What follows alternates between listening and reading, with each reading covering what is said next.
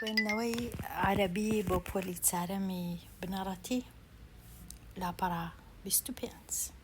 بابەتی ئەو لاپەڕەی دەربارەی دوو پیتن کە بەیەکەوە دێن پیتی ئەلف و لام. ئەلف و لام ئەل بە عەرەبی پێی دەرێن ئەل، و ئەو دوو پیتە بەیەکەوە هەمیشە لە سەرەتای وشەکە دێن. لە سەرەتای وشە، بە تایبەتی ئەگەر وشەکە وشەی ظەرف لێرە نووسرایە مع بعض الظروف. ظەرف یان ظروف. ظەرف مانای چییە؟ ظەرف پێی دەرێن ئاوەڵکار یان هاوڵکار. هاوڵکار چییە؟ بۆ وێنە هاوڵکاری شوێن یان جێگا، وەکو چ؟ وەکو ماڵ بە عەرەبی پێی دەرێن بەیت، بازار، سووق، خوێندنگە مەدرەسە، نەخۆشخانە مستەشفە، چێشتخانە مەطعەم، گەڕەک مەحەلە، شار مەدینە.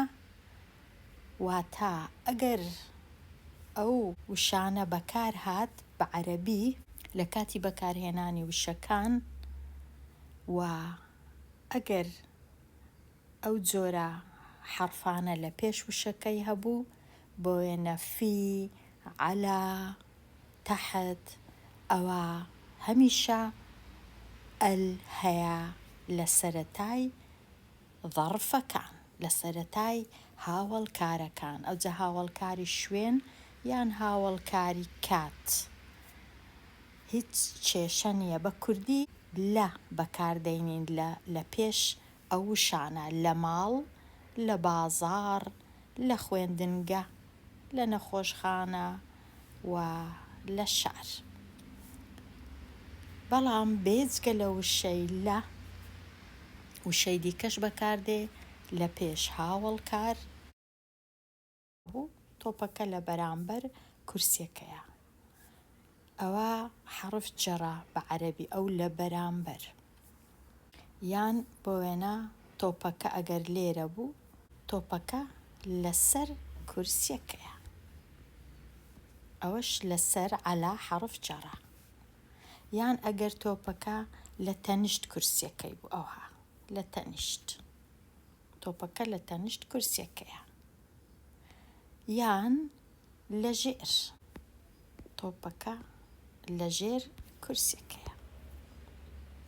ئەگەر هەندێک جار تۆپەکە لە پشت کورسیەکەی بوو، لێرە بوو، تۆپەکە لە پشت کورسیەکەی دیار نییە، کاتە ئەوانە حەرف جەرن. کەوابوو لە کاتی هەبوونی هاوڵکار لە عەرەبی ئەلف و لام بەکاردێ لە پێش وشەکە. لە کوردی پێویست ناکە، بەڵام لە عەرەبی پێویست دەکا ئەلف و لام بەکاربێ. ئێستا تەمەشای وشەکان دەکەین کە ئەلف و لامیان بەکارهێنایە لێرە، بەڵام خوێندنەوەکەی ئەوەی ڕاستی بی ئاسان نییە. سالار فی ئەلمەدرەسە، ئەو خوێندنەوەیە هەڵەیە. خوێندنەوە ڕاستەکە کووە؟ سالار فی المەدرەسەتی. بە کوردیەکەی وەکو ئەوی وایە هەمووی بەیەکەوە نووسرابی، ئەلەکەش ناخینمەوە، ئەلفەکەی ناخینمەوە، تەنیا یەکسەر ئەو ئیەی دەلکێنم بە لێ. سالار فی المەدرەسەتی.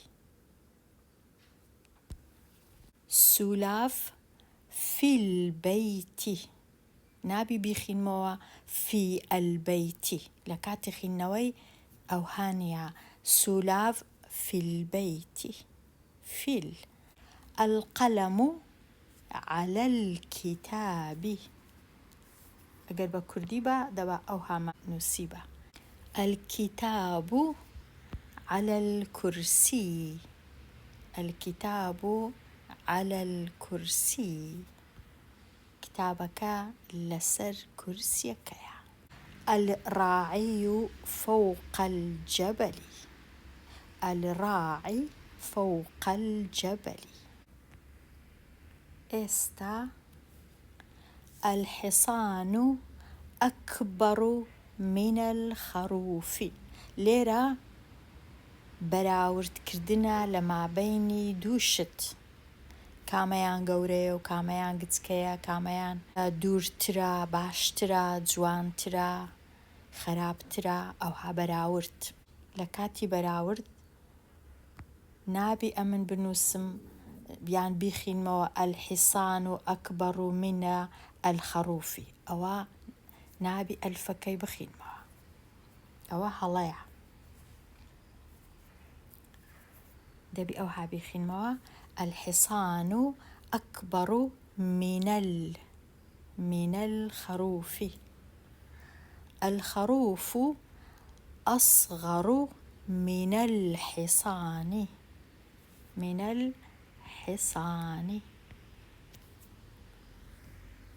الولد أطول من البنت.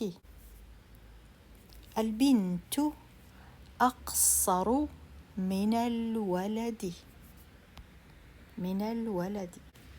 الجبل أبعد من البيت. شاخەکە دوورترە لە ماڵەکە یان لە خانووەکە. البيت أقرب من الجبل.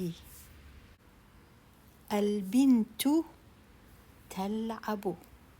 بعربي لا كاتي نووسینی کار، چونکە تەلعب يعني يلعب کارە، واتە یاریکردن یان گەمەکردن. بە کوردی هیچ کێشە نییە ئەگەر برێی کچەکە یاری دەکا، کوڕەکەش یاری دەکا، بەڵام بە عەرەبی لۆخانمان دەبی کارەکە پیتی تئی لە سەرەتایەکەی هەبی، بەڵام پیاوان و کوڕان پیتی ئی هەیە لە سەرەتای کارەکە. البنت تلعب الولد يلعب. شیرین چونکە ناوی کچانە، شیرین تأكل، بەڵام شادومان لێرە کوڕە، ناوی کوڕانە دیارە، يأكل.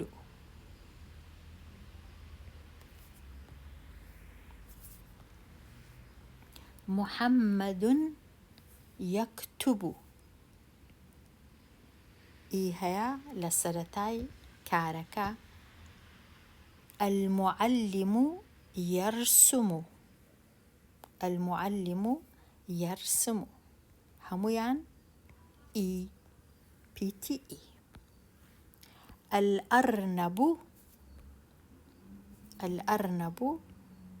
يقفز. شوان ناوی کوڕانە، يزرع. محمد يركب الحصان. نابی بیخینمەوە محەممەد يركب الحصان، نابی ئەلەکەی بخینمەوە هەردووچی. محەممەد يركب الحصان. شادان تلعب في الساحة. لێرە نە ئەلفەکە دەخیندرێتەوە نە لامەکەش دەخیندرێتەوە، ناخینمەوە في الساحة. شادان تلعب في الساحة. لێرە ئاسان نییە بزانم خیننەوەکە کووە. سیروان يفتح الباب.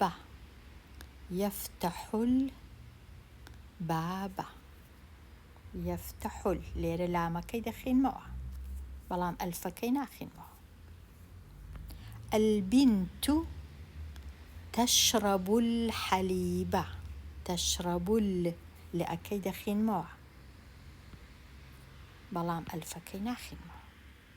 تارە تەرسم البلبلە، تەرسم البلبلە، لامەکەی دەخینمەوە.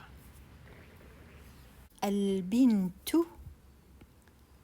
تغسل القميص، تغسل القميص، دوو لام لەگەڵ یەک دێن، تغسل ئەلفەکە ناخیندرێتەوە.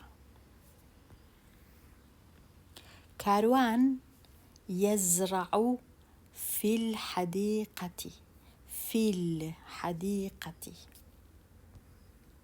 زارا تقرأ في الكتاب، في الكتاب، ئەلفەکە ناخیندرێنەوە.